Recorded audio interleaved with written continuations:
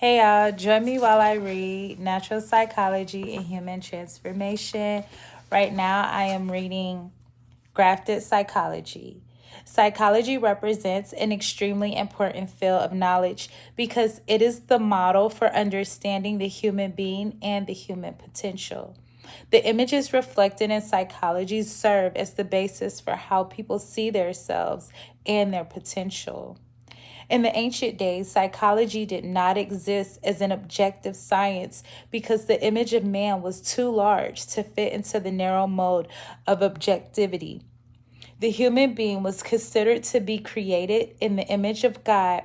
Therefore, his development and conduct were understood within the domain of theology rather than a science of psychology. Human beings were considered to follow the orders of nature, but they were also capable of rising above the limitations of the potential of their physical or material world.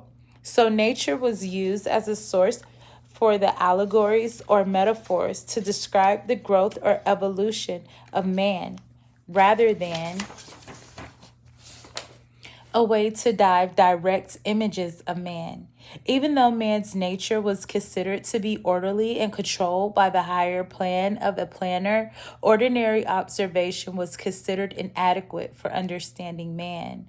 The reason for this had much to do with man's ability to know but not to be known.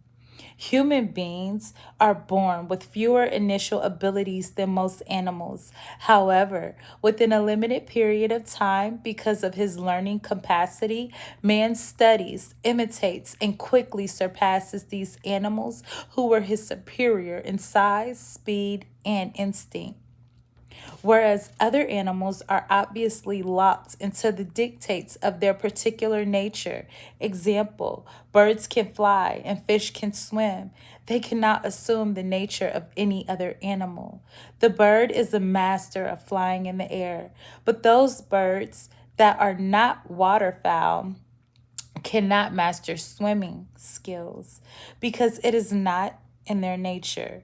Human beings are born without the physical capacity to neither swim or fly, but by observing the form of those animals that swim and fly, men construct ships and planes, and in short order are able to outperform those animals whose nature is to swim and fly. So human beings have had to look to higher and lower forms of nature in order to get an image of who they were and what they could potentially become.